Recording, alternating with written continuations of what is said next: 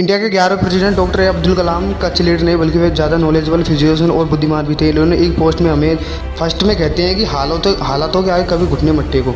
अब्दुल कलाम ने शुरू में पढ़ाई के लिए बहुत संघर्ष किया। उनका बचपन बहुत ही गरीबी में बीता। उन्होंने कुछ छोटे मोटे काम भी किए जैसे रेलवे स्टेशन पर अखबार बेचना, लेकिन उन्होंने कभी भी निराशा को खुद पर हावी नहीं होने दिया। उनके जीवन में इस पहलू को सीख मिलती है कि हमें यह नहीं देखना चाहिए कि हम भविष्य में अभी क्या कर रहे हैं, बल्कि उससे ज़्यादा मायने यह बात रखती है कि भविष्य में हम खुद को कहाँ देखना चाहते हैं। अपनी बुक माय जर्नी में डॉक्टर कलाम बोलते हैं कि भले ही उनके पिताजी के पास फॉर्मल एजुकेशन नहीं थी, लेकिन वह काफ़ी बुद्धिमान थे। उन्होंने उन्हें ऐसी चीज़ें सिखाई जो डॉक्टर कलाम की ज़िंदगी में बहुत काम आई। जैसे उन्होंने कहा था कि जब भी आप हारते हो या आपके सामने मुसीबत आती है तो उस समय ही अपने अंदर की खूबी को देख पाते हो।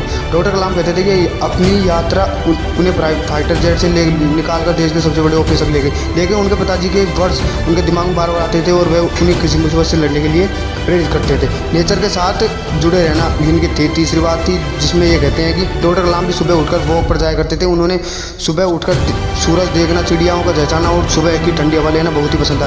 वह कहते थे कि उन्हें नेचर में टाइम बिताकर ऐसा लगता है कि वह अपनी सारी पर्सनल थोड़े ही समय में दूर हो गए हैं, इसलिए उन्हें चाहे वह ट्रेवल कर रहे हो कितने भी बिजी हो या मॉर्निंग वॉक में मिस नहीं करते। उनके बुक में वह एक किस्सा शेयर करते हैं कि जिस दिल्ली वाले घर में एक बड़ा सा पेड़ हुआ करता था जो उन्हें हमेशा देखता था। उन्हें उस पेड़ की याद आती थी क्योंकि वह भी काफ़ी लंबे चौड़े थे। चौथी बात यह कहते हैं कि अलग सोचने और करने की हिम्मत रखो। डॉक्टर अब्दुल कलाम अपनी एक स्पीच में कहते हैं कि पूरी दुनिया दिन रात कोशिश करती है, वह अपने बाकियों की तरह या अपने जुनून में हिस्सा बनाना चाहती है, लेकिन आपको वह करना जो आपके मन में सबसे हाँ में हाँ मिलाकर छोड़ो। अलग सोचने और करने की हिम्मत रखो। झुंड का हिस्सा बनना आपको आसान तो लगेगा, लेकिन लंबे समय तक यह ग्रोथ रोक देगा।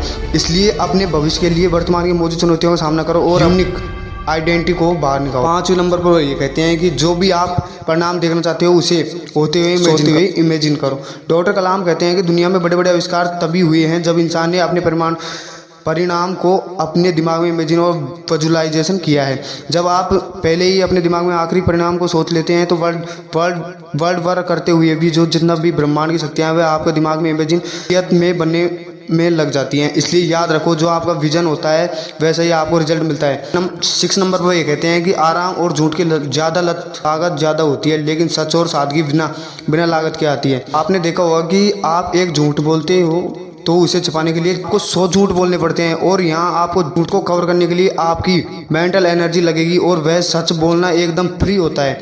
इसलिए सिंपल लाइफ जियो और हमेशा सच बोलो।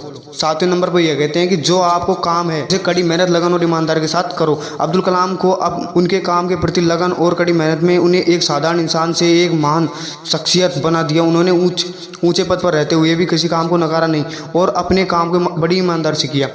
डॉक्टर अब्दुल कलाम कहते हैं कि अगर आप अपने काम को सैल्यूट करते हो तो आपको कभी किसी इंसान को सैल्यूट नहीं करना पड़ेगा, लेकिन अगर आप अपने काम को ढंग से नहीं करते हो तो सबको सैल्यूट करना पड़ेगा। यानी जब हम काम को पूरी लगन और ईमानदारी के साथ करेंगे तो हमें किसी के आगे झुकना नहीं पड़ेगा, चाहे आप काम किसी भी छोटे या बड़े क्यों ना हो।